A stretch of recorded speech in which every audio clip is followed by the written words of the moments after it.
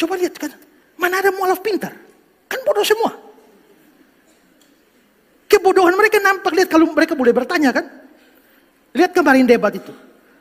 Mualaf, mantan pendeta, tidak tahu Maria Magdalena itu bukan ibu Yesus. Itu gobloknya kan keterlaluan tuh. Anak sekolah minggu saja tahu itu. Coba itu tanya mana Ibrani. Tanya tuh dia tahu tuh Maria Magdalena tuh bukan ibu Yesus. Tapi mualaf mantan pendeta bisa anggap. Itu kan gobloknya keterlaluan.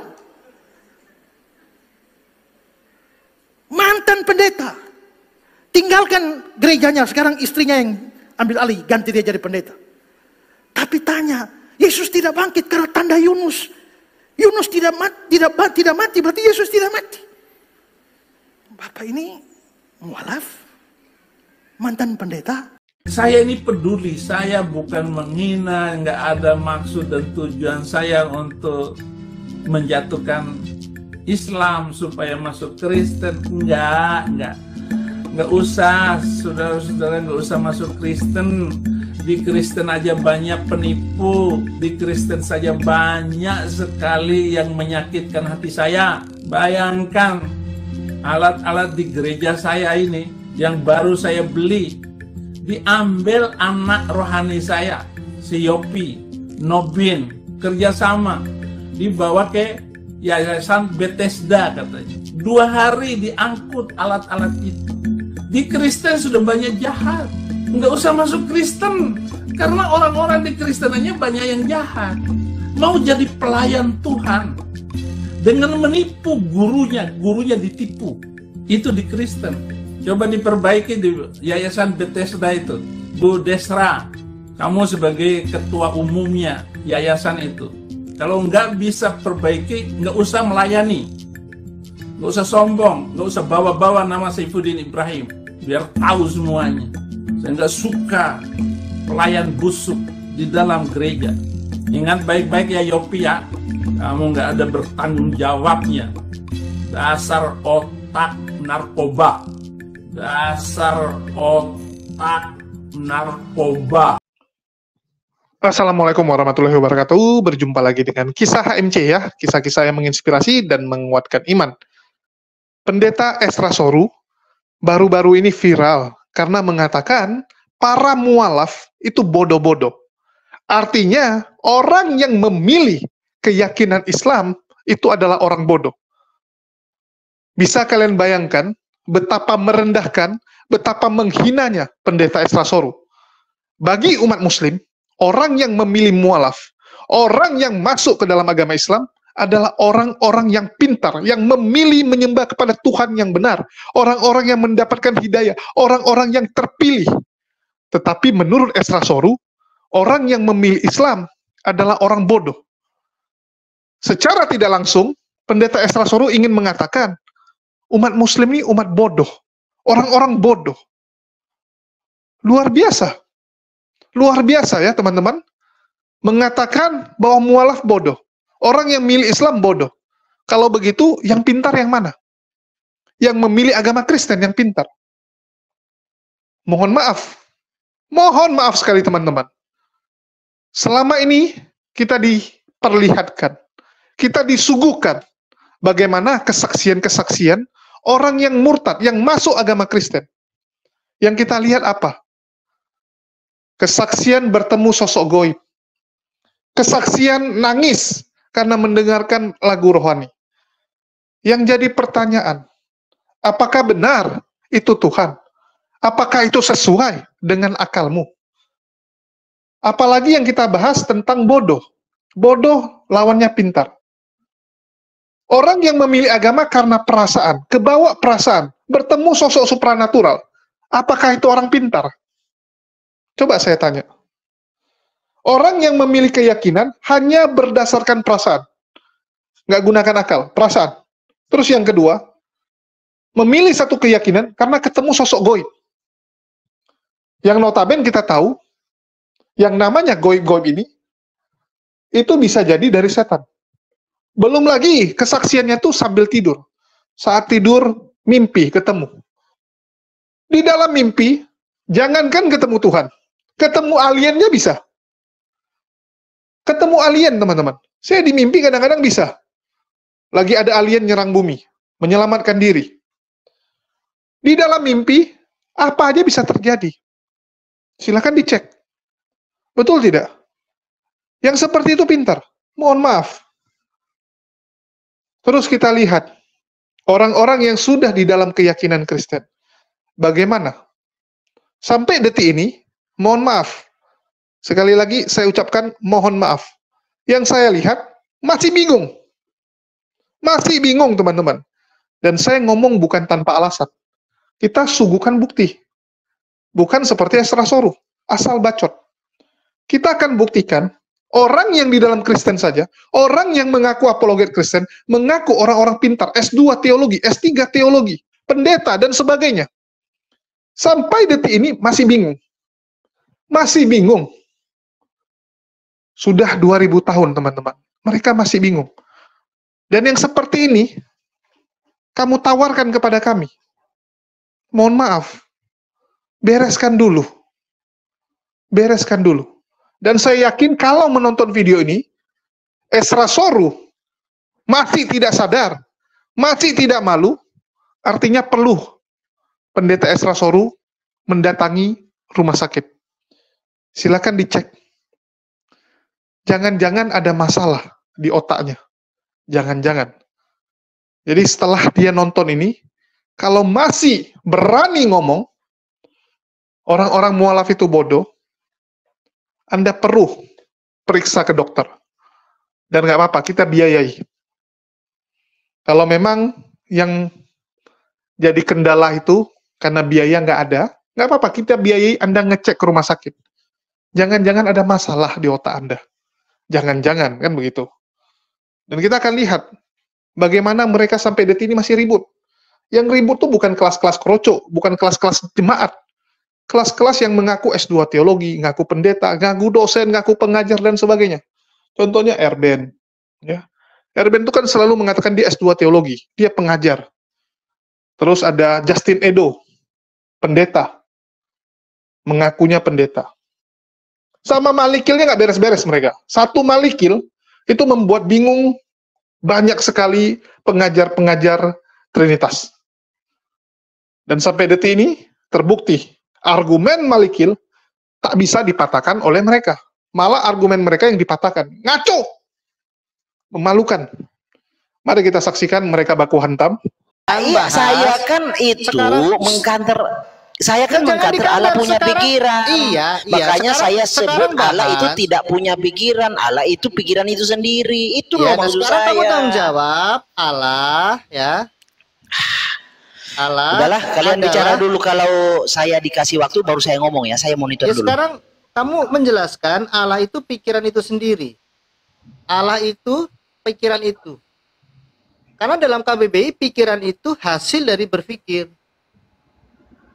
Berarti Allah ini dihasilkan dari berpikir. Apakah ada Allah lain yang menghasilkan? Silakan dijawab. Jangan nyebrang ke kami dulu. Anggaplah kami salah. Gitu. Anggaplah. Yang benar kamu. Coba. Boleh aku komentar? Ya, boleh. Jadi kawan-kawanku lihat ya, dari tadi itu lupa tentang antromorf ya. Antromorf kenapa dianggap literal? Maksudnya begini. Komputer itu bisa berpikir atau tidak. Kalau kita orang awam, kita jawab iya. Tapi sebenarnya apakah komputer berpikir sesuai dengan definisi KBBI? Tidak. Jadi komputer ngapain? Oh, nggak masalah itu Pak. Antropoformisme nggak masalah. Enggak, Komputer justru kami itu berhitung. nggak bahas komputer, bahas Allah ini. Justru kami Ini masalah kawan-kawan yang berusaha membuat anatomi tentang Tuhan dari segala aspek. Padahal itu antromorf, semua bahasa di dalam Alkitab, setiap kosakata, vocabulary di dalam kamus umum di seluruh dunia, ketika menunjuk pada bahasa Alkitab itu antromorf. Enggak, sebentar. Aku mau tanya sama RCS. Ini RCS tadi bilang anatomi loh. Kalian menyatakan bahwa Allah itu punya anatomi. Kok jadi kebalik? Sebentar, aku mau tanya dulu sama RCS. Ada anatominya. Lanjut. Aku mau tanya sama RCS. kenapa komputer disebut berpikir? Ya itu adalah pemahaman manusia umum. Oke, kenapa alasan manusia mengatakan bahwa komputer itu bisa berpikir? Karena memang dia bisa melakukan sesuatu hal sesuai dengan programnya, betul? Manusia umum. Bentar dulu, oke, jangan bicara manusia umum. Secara ilmu komputer, kenapa disebut bahwa komputer itu memiliki pengetahuan, berpikir? Aku bilang kepada komputer, kalau mau melihat sebenarnya, itu nggak bisa dikatakan komputer berpikir. Sampai Ya sini udah, paham kenapa atau tidak? disebut dia bisa berpikir? Kenapa? Alasannya kenapa disebut? Alasannya Karena dia ada program toh. karena masyarakat umum tidak tahu Bukan masyarakat umum. apa yang Karena terjadi di dalam komputer. itu ada program yang bisa mengerjakan sesuatu hal sesuai dengan program itu. Betul? Aku menyinggung tadi tentang penggunaan Kau nggak kata konsisten, berpikir. makanya aku jengkel lihat kau RCS. Loh, Ganti namamu, masalahnya- jangan RTS, reading komprehensi sesuai. Masalahnya apa yang kuucapkan lain pula dikomentari. Itu Loh, masalahnya. makanya sekarang saya katakan sama kau, udah lanjut dulu Bro Justin. Yang tadi RCS nggak usah kau apa? Jangan sok-sok pinter. Enggak masalahnya. Tapi aku Ditanya malah langsung seperti itu, pingsan kan? kau. Enggak, Siapa bilang langsung pingsan? Pak RCS, Anda tuh salah paham, Pak. Kami paham antropoformisme. Kami paham. Kami tidak mengatakan itu literal, tidak. Kan pikiran itu, makanya saya tanya, pikiran ini apakah sesuai dengan KBBI sesuai? Kalau dia ingin memberikan penjelasan tambahan, silakan. Tapi terima dulu yang di KBBI itu hasil dari berpikir. Oke, kalau pikiran itu bukan hasil, ya hasilkan pikiran Allah. Allah itu sama dengan pikiran. Ya jelaskan, apakah pikiran itu membuat sesuatu atau bagaimana? Itu yang ingin kami kejar. Jadi mungkin Bang Malikil bisa bergerak dari Yohanes 14 ayat 6. Akulah jalan dan kebenaran dan hidup. Mungkin begitu Bang Malikil untuk pendekatannya kepada mereka. Aduh, lari ke situ pula. Itu aja. Sebentar Pak RCS ya, malah nanti jadi itu ayat yang ditakuti Yohanes 2 ayat 6, karena kepada Bapa, jalan kepada Bapa. Enggak gini, di mana Malikil bisa mengatakan bahwa Allah itu pikiran itu sendiri di Alkitab itu di mana? Tuh. Yang Pak RCS harus bantu itu Pak. Iya, masalahnya gini loh. Aku tidak mengikuti pembicaraan kalian sebelum Tidak mengikuti, ngapain komen? hari-hari yang lalu gitu loh. Makanya aku yang hanya tadi mengikuti nggak 1 jam terakhir? ngikutin. Coba 1 jam host dibesarkan terakhir host. Ini kan backgroundnya begini. Waktu itu saya dengar Malikil itu dan saya sempat rekam ya. Saya lagi coba share rekamannya nanti di VT. Tuhan itu tidak punya pikiran, karena kalau punya pikiran maka berpikir katanya. Lalu 1 hari kemudian kalau nggak salah dia mengatakan, oh ya Allah itu maksudnya pikiran itu sendiri, dan tadi dia mengatakan itu kembali. Nah kalau Allah itu pikiran sendiri, maka kata pikiran itu harus dipertanggungjawabkan Pak RCS. Iya, aku tahu maksudnya Bang Justin. Cuma aku mau ngomong global begitulah. Jadi mungkin Bang Malikil hanya kekurangan. Jadi maksud Maliki kalau Allah itu pikiran, Allah itu tidak punya pikiran. Pak Sem sabar, Pak RCS lagi bicara, jangan ditabrak, sabar. Jadi mungkin yang perlu diperbaiki di dalam komunikasi itu Bang Malikil memberikan kata-kata penghubung, penambah sehingga persepsi kawan-kawan tadi seperti itu. Itu sih kata-kata penghubung penjelas dari Penghubungnya satu apa Pak narasi ke RCS? narasi Penghubungnya lain. apa beliau tadi, Pak Malikil? Aku nggak bisa bilang 1 jam ini ya. Tadi tapi sudah seperti sempat ada itu. penghubungnya, kan saya nanya, kata pikiran itu maksudnya apa dijelaskan? Dia menjelaskan itu gagasan. Nah, Iya, kata kata-kata gagasan penghubungnya begini. Kata-kata penghubungnya begini. Punya itu kata penghubung itu punya, Allah punya pikiran, kata hubung punya. ini kata Iya. penghubung atau penghubung dalam penjelasan, Pak? Contohnya begini loh kawan-kawan. Coba saya tanya Bro Host. Tuhan itu tahu akhir zaman akan seperti apa, Bro Host? Jangan ganti topik. Bukan, saya hanya tanya. Kenapa? Erwin santailah. Tuhan tahu tidak akhir zaman akan seperti apa? Lu ya pasti tahu. Oke, sebentar gini. Kalau Tuhan tahu kapan? Sebentar. Kalau Tuhan tahu kapan berpikirnya? Nah, ini yang salah. Nah, itu. Jadi Ini salah, berpikir cara bertanyanya salah. sebentar. Malah santai. kepancing hostnya. Bukan, caranya? bukan Makanya, kepancing. Ini antara kamu dengan kami dulu lah sebentar ya. Berpikir itu ya, berpikir dan punya pikiran itu dua hal ya, yang tidak dimiliki entitas itu. Oke, Sehingga dia abaikan Pak RCS, Pak Malik, abaikan Adalah, kata lanjut berpikir. Pak RCS. Bukan. Lanjut, Kamu lanjut. nih abaikan kata berpikir.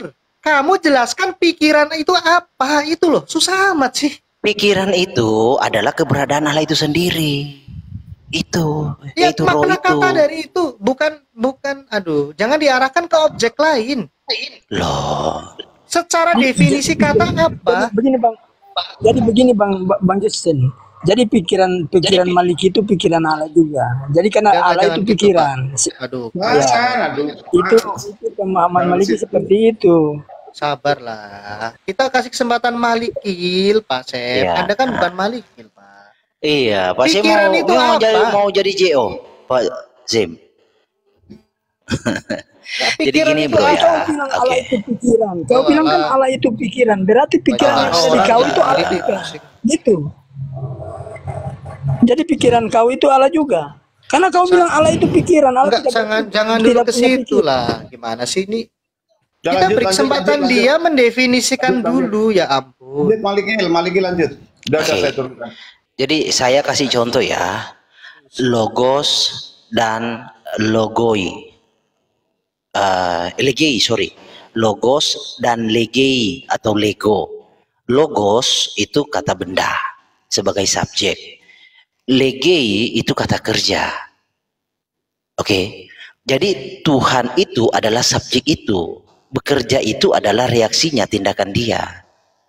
Berkata itu adalah tindakan dia, reaksi dari dia, dari subjek itu. Stop dulu. Kita cerna dulu, kami cerna dulu. Oke. Ya, oke. Berarti kamu ingin mengatakan pikiran itu di sini untuk Allah itu bukan kata benda, tapi bentuk kata bentuk subjek. Ya. Nah, yang saya tunggu dari tadi tuh ini. Dari tadi kan saya sudah jelaskan, kamunya yang nggak ngerti. Bukan, kamu salah. Kamu terlalu sibuk, ya terlalu sibuk. Bukan terlalu mengoreksi sibuk, kami. bro. Gini ya. Sekarang yang saya tunjukkan. sebentar dulu, santailah. Kan yang saya koreksi, Allah punya pikiran, ya kan? Allah punya pikiran nih, dengan kata punya pikiran itu, di situ titik lemahnya. Kami tidak pernah mengatakan itu, bro. Kamu yang mengatakan. Bro, sebentar. Bro, Gini, tolong sebentar, dibesarkan. Malikil, sebentar, dulu. Malikil. Oke, besarkan saja hostnya. Gini, Malikil. Host, Ya. besarkan layarnya, saya Ini mau kan baca saya itu. tadi mengangkat topik ini karena saya dengar kamu waktu itu. Bukan saya host, kamunya host. Saya mau lihat itu yang Anda tulis. Profil. Ya.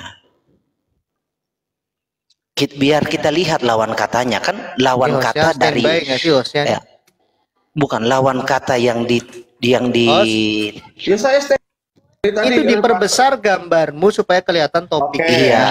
Ya. topiknya. Kita pelan-pelan dulu, kalau enggak nih kita debat ramai. Oke, sebentar saya baca dulu ya. Kata Malikil, Yotewafe Elohim tidak punya pikiran. Nah, berarti kan Anda berdiri pada posisi Yotewafe Elohim punya pikiran. Bukan ke situ, bro. Bukan, itu kata-kata kamu. Makanya kamu jangan bikin false dilema. Aduh, sebentar dulu ya. Benar gini, Justin. Orang berkata saat itu, ya, Tuhan punya pikiran. Saya bantah, Tuhan tidak punya pikiran. Karena Tuhan itu pikiran itu sendiri. Itu masalahnya dari situ. Kamu kurang lengkap, Tuhan. Kamu mengatakan Tuhan Allah tidak punya pikiran karena dia tidak berpikir. Aduh, siapa bilang, mana rekamannya? Dia ini orang ini lupa. Bukan itu. Begini. Soal Tuhan dia Allah berarti berpikir. Sebentar, soal dia itu tidak berpikir itu penjelasannya begini ya. Tuhan ya, Yotewafe Elohim tidak punya pikiran, tapi dia itu pikiran itu sendiri. Itu bunyinya. Ya, dia berpikir tidak? Tidak. Loh. Gini ya, cara menguji begini. Tuhan tahu tidak akhir zaman? Tahu akhir zaman akan seperti apa? Sebentar, Jangan santai, nanya, santai. kamu Kita uji gini. Tuhan itu tahu keadaan akhir zaman seperti apa. Loh, kapan dia berpikir? Lu dalam pengetahuannya kekal itu tahu, bro. Nah, makanya gini saya gini. Jadi kalau Tuhan itu tahu dari kekal sampai kekal, sejak kapan? Kapan waktunya dia berpikir? Berpikir itu apa sih? Nah itu loh. Saya paham kalian ini mungkin belum sampai ya ke apa yang saya maksud, bukan ke ilmunya. Apa yang saya maksud belum sampai. Oke, sekarang gini, kita nggak usah debat kusir ya. Nanti debat kusir. Intinya premis kamu adalah Tuhan Allah adalah pikiran itu sendiri. Iya, sebagai subjek. Oke, dan kamu tidak meyakini atau bahkan menolak bahwa pikiran itu berpikir begitu ya. Oke, kami terima, Bu, kami terima. Kami terima, nggak masalah. Oke, meski kami tidak mengimani itu, tapi itu nanti ya. Iya, masalahnya kan begini. Saya membantah itu karena ada yang berkata Tuhan punya pikiran. Itu loh, Tuhan punya pikiran. Saya bantah, Tuhan tidak punya. Itu maksudnya apa? Punya itu memiliki atau apa? Nah, kata punya ini kan ada luas ini punya. Punya sepemahamanmu. Iya. Saya punya pulpen. Pulpen bukan saya. Ya, saya punya pulpen. Pulpen bukan saya. Enggak. Dan punya itu apa? Punya iya, itu memiliki. Oh, ya sudah. Ya, sekarang kita cek di KBBI. Punya. Itu memiliki, oke? Iya. Berarti Tuhan tidak punya pikiran, tidak memiliki pikiran, betul? Iya, dia itu pikiran itu sendiri itu. Baik, sekarang kita uji. Filipi 2 ayat 5 ya. Filipi 2 ayat 5. Hendaklah kamu dalam hidupmu bersama menaruh pikiran dan perasaan yang terdapat juga dalam Kristus Yesus. Terdapat juga dalam Kristus Yesus. Kamu ingin mengatakan Kristus Yesus tidak punya pikiran? Ya, coba kamu baca yang pelan-pelan kamu baca. Saya sudah dengar kok ayat itu. Hendaklah kamu dalam hidupmu bersama menaruh pikiran dan perasaan yang terdapat juga dalam Kristus Yesus. Itu bahasa kalau apa? Menggunakan rumusanmu, saya simpulkan Kristus Yesus tidak punya pikiran. Oke. Oke, saya terangkan ya. Ya, silakan. Jadi itu kalau kamu lihat dalam originalnya, itu pun bukan demikian. Kita bedah originalnya. Ya, bukan. Pak Justin. Ya, silakan. Ini bro. Ini lihat ya. Di clipping semua itu kata pikiran. Sebab sesungguhnya dia membentuk gunung-gunung dan menciptakan angin yang memberitahukan kepada manusia apa yang dipikirkannya. Iya, itu kan bahasa Roma disajikan 11 ayat 34. Sebab siapakah yang mengetahui pikiran Tuhan? 1 Korintus 2 ayat 16. Siapakah yang mengetahui pikiran Tuhan? Filipi lagi ada itu, Filipi 4 ayat 2. Cuma Filipi 4 ayat 2 saya tidak. Itu begini loh, itu bahasa personifikasi. Bukan begini. Gini ya, itu bahasa personifikasi untuk Tuhan.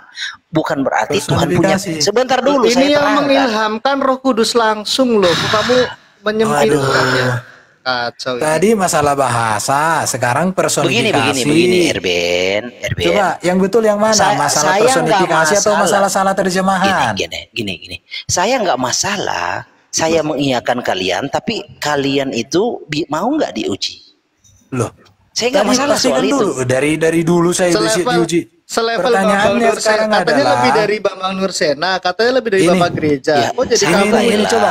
Ini salah terjemahan atau masalah personifikasi coba? Iya. Jadi itu bahasa untuk Tuhan. Contoh nih, saya kasih contoh Tuhan Yesus suatu perumpamaan. Seorang anak, ini contoh ya, seorang anak pergi meminta bagiannya, lalu dia pergi meninggalkan ayahnya. Lalu anaknya itu menyadari di dalam hidupnya dia sudah bersalah, dia balik kepada ayahnya. Ini tidak ada ayat yang dikutip di sini, tidak ada perkataan Yesus di sini. Itu diambil dari Amos, Kejadian, dan juga Roma, Korintus. Di situ jangan kaitkan dulu, coba. Sebab siapakah yang mengetahui pikiran Tuhan sehingga dapat menasihati dia? Tetapi kami memiliki pikiran Kristus. Aduh. Gini, Coba. jadi itu yang dimaksud, siapakah yang bisa mengetahui Allah itu? Itu maksud pikiran itu dipersonifikasikan saja. Aduh, kalian ini lemah sekali cara berpikirnya. Saya rasa Pak Erben ayatnya sudah Lambat. banyak. Kasihan dia, maksudnya saya agak resah ya, gelisah. Resah dan gelisah. Menurut Malikil, Yesus tidak punya pikiran. Aduh. Iya Gini ya. ya, Ini gini, problem gini. ini problem teologis, problem Iya, keimanan. makanya kalian harus begini loh. Kalian itu letakkan Tuhan itu sentral. Oke? Tuhan adalah sentral segala sesuatu. Tuhan itu bisa menyebabkan semua orang Ben Hur bisa naik, hidup. Ben Hur. Santailah. Ya. Gini ya. Jadi itu bahasa personifikasi untuk Tuhan. Siapa yang mengetahui pikiran Tuhan? Itu bukan berarti Tuhan punya pikiran. Siapa yang bisa mengetahui Tuhan? Itu maksudnya. Host, besarkan dirimu, host. Nah, parah ini. Ya, Besarkan dirimu. oke. Mau kemana kita nih Pak Erben kalau Yesus tidak punya pikiran, Pak? Filipi 2:5 Ya, dibuang. artinya Gitu. penulis Injil menjadi orang yang gila semua. Sepertinya Itulah. kalian itu harus belajar bahasa antropomorfisme. Belajar bahasa antropomorfis lagi, ya Tuhan. Iya, Kitab itu belajar bahasa itu. diilhamkan oleh Roh Kudus. Betul. Berarti kamu ingin Jadi mengkritik ketika Roh Kudus. Yesus Betul, sedih itu betul. antropomorfis. Contoh, Betul. maka sedihlah hati Yesus, menangislah Yesus, itu antropomorfis. Sedih itu kan reaksi. Loh, itu antropomorfis. Enggak, benar sedih. Loh, ketika Yesus menangis itu benar, itu benar-benar terjadi. Iya kan reaksi. Ketika Yesus berpikir antropomorfis, gundul mula. Ya. Berpikir itu untuk apa sih? Loh, Sedih itu untuk apa? berpikir, menangis, sedih. Gini, Sedih itu gimana sedih? Erben, gini. Sedih Iya. itu antropomorfis. Iya. Yesus ketika sedih waktu Lazarus meninggal, itu antropomorfis. Ini Erben ya. Sedih itu untuk apa? Menangis itu untuk apa? Berpikir itu Yang untuk saya apa? tanya, kalau Yesus sedih, itu kan reaksi juga sedih. Jangan bersilat lidah lah kamu, Pak. Iya, No, sedih itu kan gini, reaksi. Coba, Tuhan sedih itu reaksi apa aksi itu? Aksi juga itu. Reaksi dan aksi sedih. reaksi Dan dari aksi. sedih. Oke, itu antropomorfis enggak? Kamu lihat itu sebab akibatnya. Lo sebab akibat berpikir, Masalahnya pikiran kalian itu sebab nggak akibat mau juga, kan? mendengar, hanya bisa ketawa. Dan Aduh. dikasih tahu.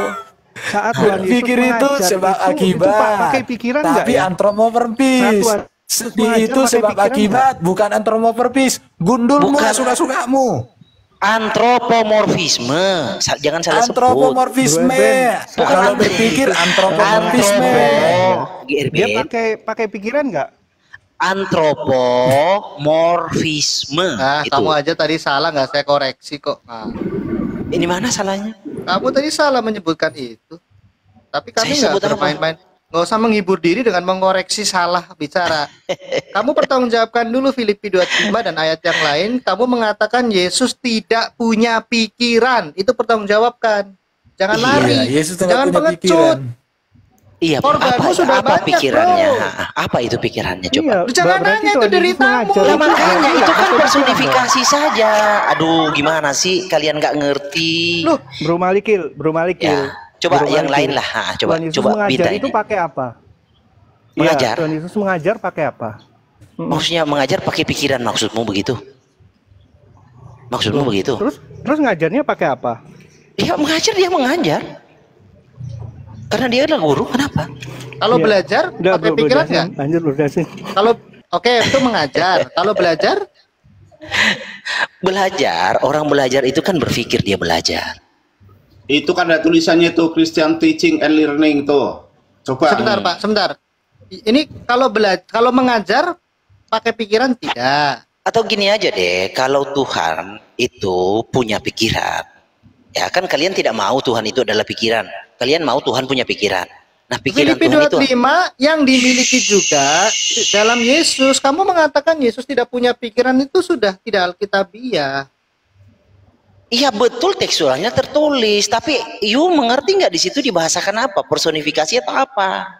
Aduh, capek Ini bukan orang. masalah personifikasi, bro. Ini masalah punya dan tidak punya. Iya, di situ kan dipersonifikasikan sama seperti pikiran Kristus, ya kan? Apa Bukan tentang sama, apa? salah. Ini yang Apa? yang diparalelkan itu adalah memiliki. Memiliki. Nah, coba kita bedah ayatnya. Ya, coba. Filipi 2 ayat 5. Ini ya, Dek. Filipi 2 ayat 5. Oke. Hendaklah Malikil, kamu dalam hidupmu bersama-sama Daniel yang sudah kabur dan Pak RCS yang masih di sini, menaruh pikiran kalian dan perasaan kalian yang terdapat juga aduh tes juga aga dalam Kristus. Berarti pikiran itu dan perasaan juga di dalam Kristus. Oke, saya terangkan ya ayat ini berbicara tentang apa ya. Jadi pikiran ini dipersonifikasikan untuk apa? Ayat 1 ya, kita baca. Pikiran dipersonifikasi. Sebentar dulu, kan kita harus gali dulu. Iya, itu bahasa personifikasi, dipersonifikasikan untuk Pak firman Erban, Tuhan Yesus. Ruangan pintu sudah tertutup, tapi biarlah dia berlari dulu, nggak apa-apa. Silakan. Aduh, Pintu memang balik gini, keluar sebentar, udah kabur itu sudah sebentar. tertutup, bro. Iya, kasihlah saya waktu. Kalian Silakan. makanya saya males naik ke room kalian karena kalian begini. Silakan. Kenapa kalian itu takut ke room muslim? Karena takut digerebek. Karena begini. Kami nggak perlu jilat-jilat pantat muslim, bro. Iya. Beda sama kamu. Makanya begini. Dulu kan kalian kalau sebelum saya gerebek kan rajin ke sana. Ketika saya gerebek, Kau di muslim itu kau sudah dirantai lehermu, ketahuan kau. Udah bahas ini. Udah ya, jadi gini, Filipi 2 kan jadi karena dalam Kristus ada nasihat, ada penghiburan, kasih dan persekutuan roh, dan kasih mesra dan belas kasihan. 2. Ya. Terus.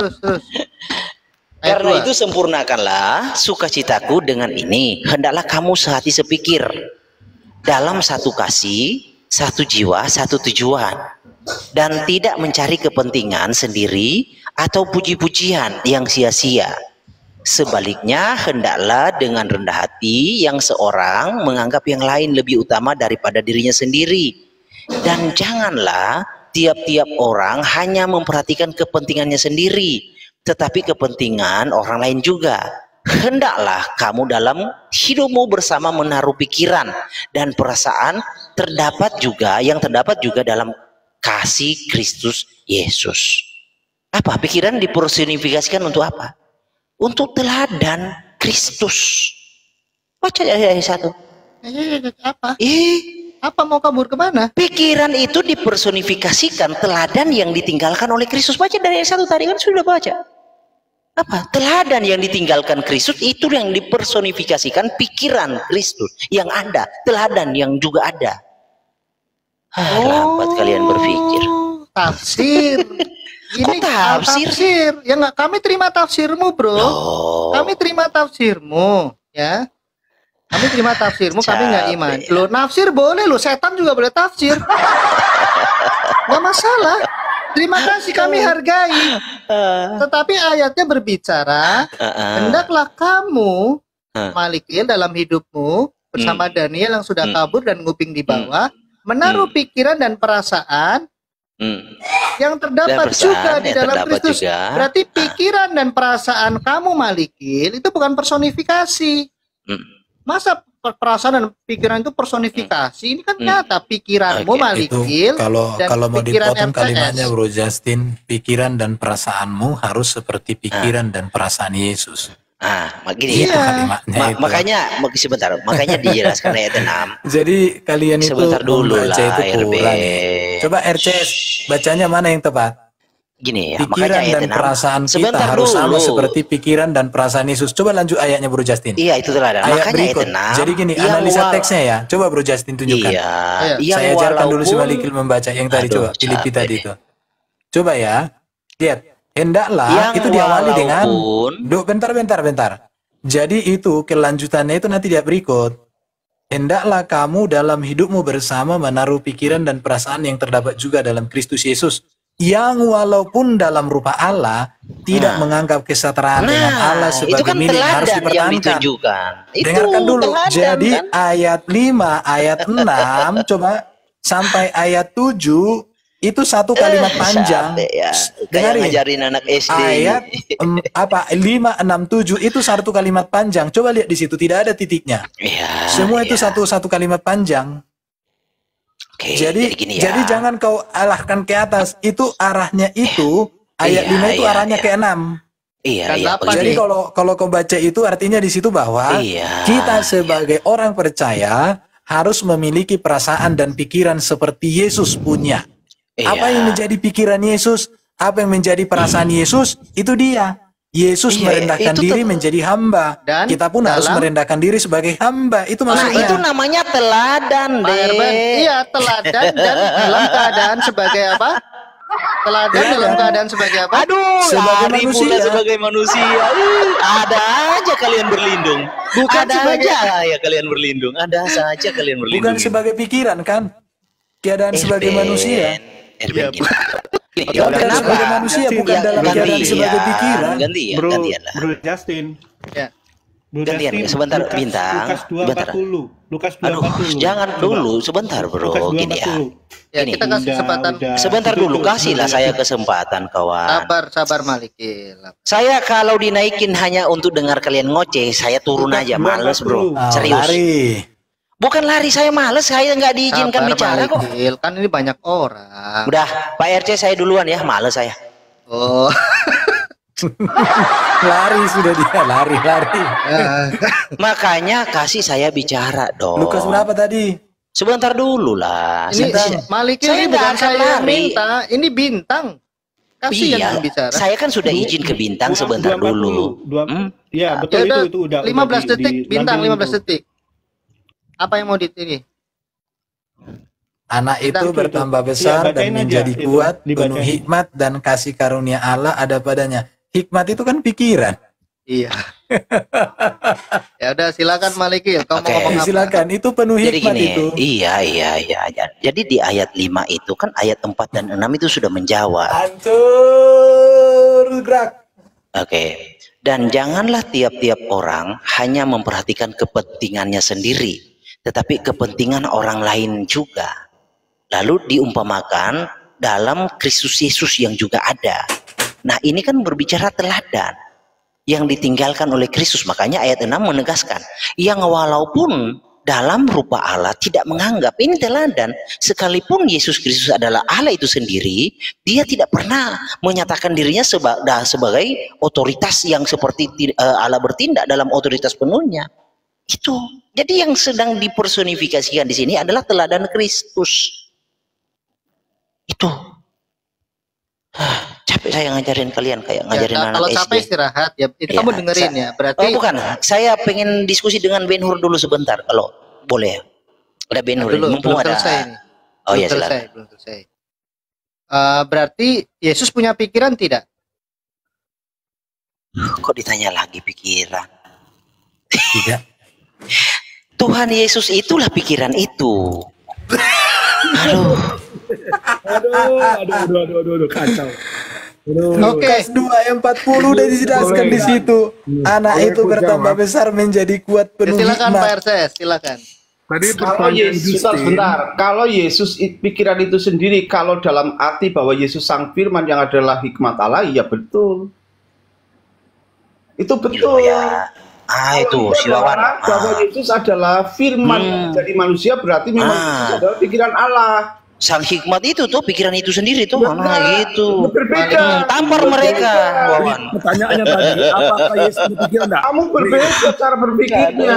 Gini, Pak Wawan, tadi pertanyaan Justin, apakah Yesus punya pikiran? Kalau punya pikiran ya berpikir namanya. Kalau Yesus itu adalah pikiran Allah Bapa, iya betul, dia adalah hikmat dan logosnya. Gimana? Betul itu.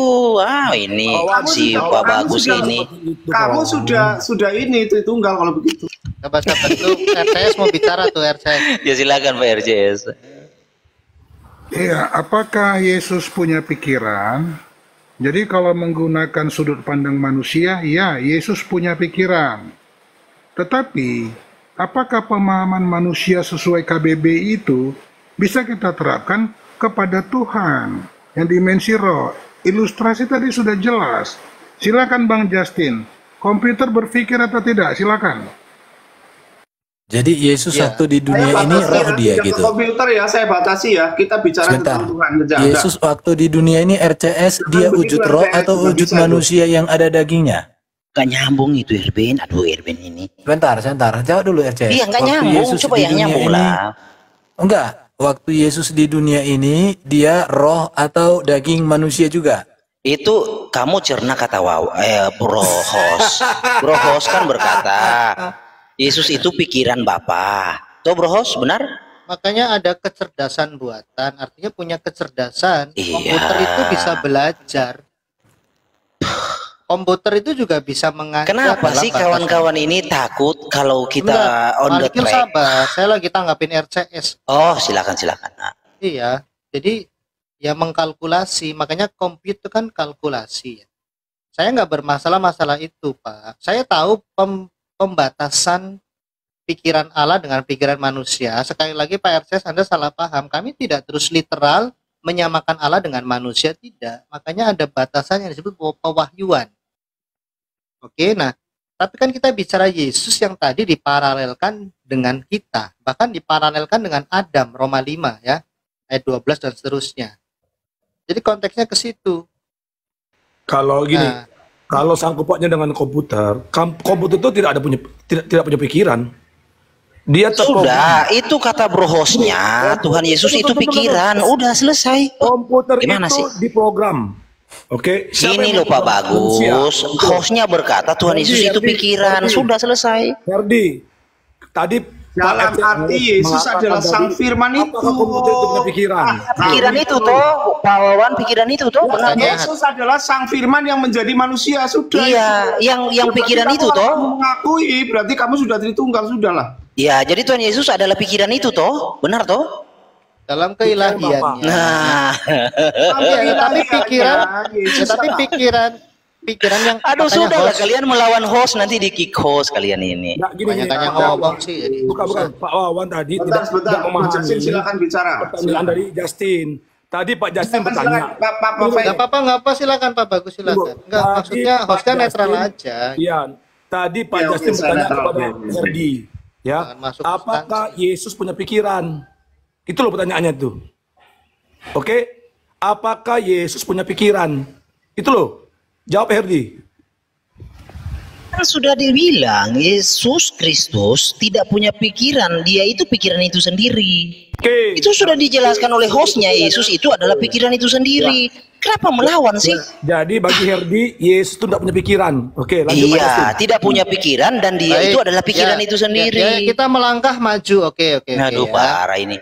Oke, Host, berarti coba Yesus kasih tidak. tahu dong mereka ini bahwa Yesus adalah pikiran itu sendiri. Coba host. Oke, Kamu berarti jangan framing kata-kata saya. Oh, kamu ya framing udah. ya kata-kata didiemin saya, aja lah. Makanya yang netral lagi udah. Yang tinju-tinjuan biar saya dengan Malikil.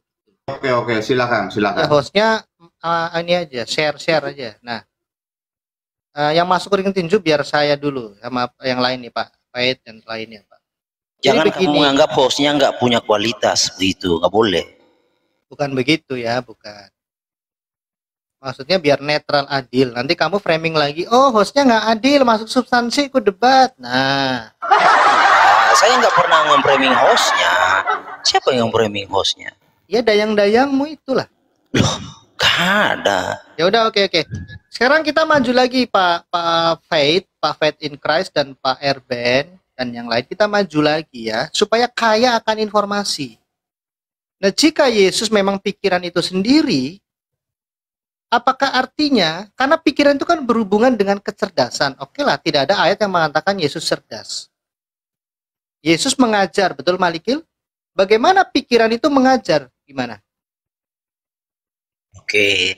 Jadi sang pikiran itu diaplikasikan bukan berarti dia berpikir dalam mengajar. Diaplikasikan, dinyatakan dengan dia mengajar. Bukan berarti dia berpikir. Oke. Loh, kan waktu kecil dia belajar. Ya, di Sekolah. mana ayatnya? Sekolah kapan itu? Siapa yang bilang? Oh, nggak pernah sekolah. Yesus Kenapa belajar. bisa khotbah itu? Ya, Nggak di bisa mana? Di mana ayatnya? Oke, baik. Sekarang kita uji ya. Ini Pak Erben tolong direkam, di live kan. Yohanes Iya. 8 ayat 28. Iya, Maka silakan. kata Yesus, apabila kamu telah meninggikan anak manusia, ini kata Yesus ya, barulah kamu tahu bahwa akulah dia dan bahwa aku tidak dapat berbuat apa-apa dari diriku sendiri. Terus apa hubungannya dengan dia Tetapi belajar? aku berbicara tentang hal-hal sebagaimana diajarkan Bapa kepadaku. Diajarkan. Jadi kapan? Iya, saya Enggak, mau paham. cari air dulu. Enggak. Ya udah, Jadi kapan Bapak mengajar? Kapan? Itu kan jangan bahasa. nanya, itu deritamu. Lah ini kekanak-kanakan Jasin Ini kalau perkataan diskusi. Yesus. Merah, tulisan merah. Oke, jadi Tuhan Bapak mengajar Tuhan anak begitu Jangan maksud. nanya saya, itu deritamu.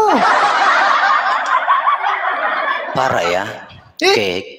Tetapi Gini. aku Yesus. Kamu bukan Yesus. Berbicara Iya. tentang hal-hal sebagaimana diajarkan Iya. Kepada siapa?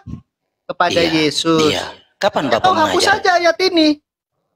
Parah ya. Oke, saya kasih waktu menjawab boleh? Ya, boleh. Oke. Jadi gini loh Justin. Bro host, besarkan layar saya dong. Gini. Upload dulu, ini dulu jelas ke eksposisi Iya. dulu. Eksposisi, jangan kabur. Pintunya sudah ditutup. Aduh. Personifikasi Bukan mau lagi, kabur. personifikasi. Iya santai lah.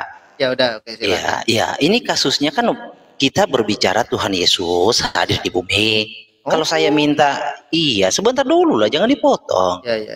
Kalau saya minta datanya mana, kapan dan di ayat apa Bapak mengajar itu dan siapa saksinya kan? Kamu lagi nggak jadi peminta-minta, kamu di sini kamu Bukan. jadi pengajar. Jelaskan.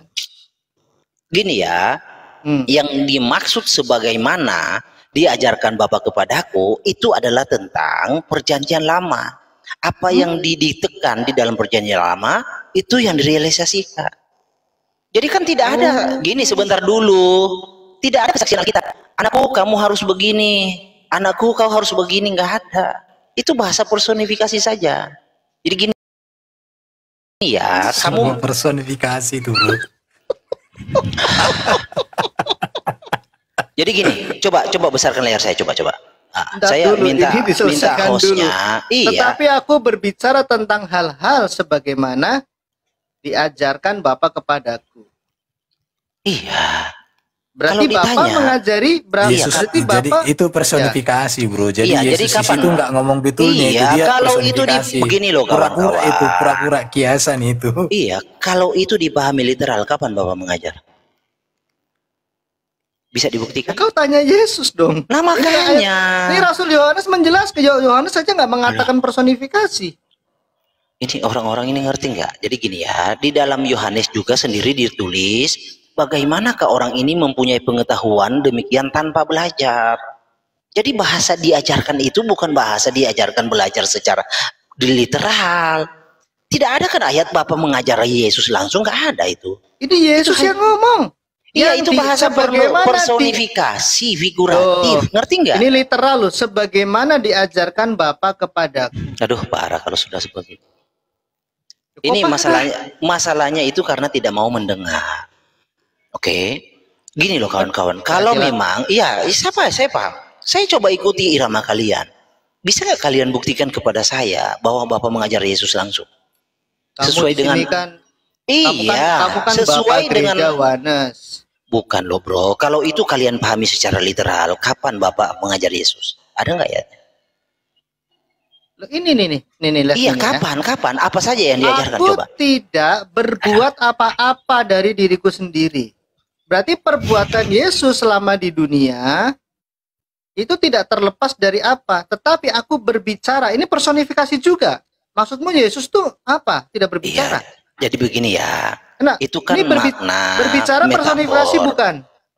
Iya, itu kan ayat-ayat metafor yang mengkonfirmasi begini yo. Yang diajarkan itu mengkonfirmasi tentang sesuatu yang tertulis atau sesuatu yang ada diajarkan, yang didiktekan. Nah, itu Tuhan Yesus sedang menyatakan perjanjian lama. Dia datang untuk menggenapi perjanjian lama itu yang sudah dinyatakan kepada nabi-nabi. Bukan berarti secara literal, lagian juga tidak ada. Yesus selama hidupnya berbicara tidak? Aduh. Enggak, ini Kenapa sih pada kamu kata nggak mau berbicara. mendengar, bro? Ini ada kenapa sih? kata berbicara. Ya, tetapi aku berbicara. Aduh, gini ya, cobalah kasih saya waktu kawan ya. Saya cukup sabar sebenarnya menghadapi kalian yang begini gini ya. Gini. Tidak ada ayatnya yang secara spesifik itu Bapa mengajar Yesus. Tidak ada ayatnya. Ya kalaupun ada ayatnya, maka akan konsekuensinya banyak tuh. Akan ada Tuhan Bapa mengajari Tuhan anak. Oke, itu konsekuensinya yang mungkin kalian belum pernah pikirkan. Yang dimaksud ayat itu, yang diajarkan oleh Bapa kepadaku adalah tentang surat perjanjian lama, surat pengantar, surat kerja dari Tuhan Yesus adalah perjanjian lama. Itu yang dimaksud Bapa mengajar. Kan ayat Alkitab juga berkata demikian, bagaimana orang ini mempunyai pengetahuan demikian tanpa belajar. Baik, jadi tuh, sebentar dulu, saya belum selesai kawan. Jadi kalau kalian hanya berlindung dalam ayat-ayat seperti itu, lalu kalian memahami secara literal, nah menurut saya kurang elok. Kecuali kita uji. Sebentar. Yang kita lihat ini masalah bodohnya. Artinya apa? Tampak ya bagaimana kecerdasan mereka. Untuk mengerti saja tidak bisa. Untuk mengertinya mereka nggak sanggup. Orang seperti ini, seperti apa menurut kalian? Apakah pintar? Agama kok masih membingungkan? Agama kok belum final? Terus mau menyamakan Yesus dengan Tuhan? Yesus saja belajar. Yesus diajari. Oh, itu kan maksudnya Yesus dulu diajari tapi dia sekarang sudah setara. Artinya ada masa di mana Yesus tidak setara dengan Allah Bapa. Ada masanya. Termasuk saat dia menjadi manusia. Dia tidak berdaya. Artinya Bapa tidak punya kuasa. Yesus ada waktunya tidak punya kuasa. Ini sekaligus memukul Trinitas sendiri. Jadi penjelasan mereka di akhir diskusi tadi malah membuktikan bahwa Yesus tidak setara dengan Allah Bapa. Ini Trinitas yang salah. Artinya kalian Triteos bukan Trinitas. Artinya kalian Trinitas subordinat, tidak setara. Kalau kalian gunakan dalil ayat tersebut. Itulah saya bilang, jangankan menjadikan orang lebih pintar. Menjadikan orang lebih baik aja, saya ragu. Saya katakan saya ragu. Kalau ada agama, tidak membuat pribadi lebih baik. Malah membuat diri lebih sombong. Malah membuat merasa bahwa dirinya lebih benar daripada saudara-saudaranya. Membidat-bidatkan ajaran saudaranya. Menghina saudaranya.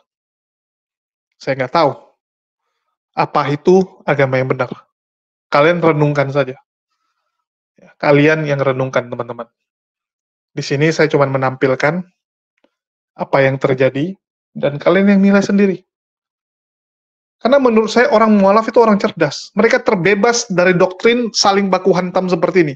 Mereka meninggalkan pemahaman saling ribut seperti ini. Karena saya yakin ini nggak dari Tuhan. Nggak mungkin dari Tuhan mengajarkan kita ribut. Pasti ada campur tangan setan kalau ada terjadi perpecahan, kalau ada terjadi keributan. Sekali lagi, ini pandangan saya. Kalian boleh setuju, boleh tidak, terserah kalian. Ya, makasih buat teman-teman semua yang udah nyimak dan mendukung channel ini. Makasih buat semuanya, dan nantikan konten-konten kita berikutnya. Makasih buat semuanya. Di akhir kata saya ucapkan, wassalamualaikum warahmatullahi wabarakatuh. Sampai jumpa di konten-konten kita berikutnya.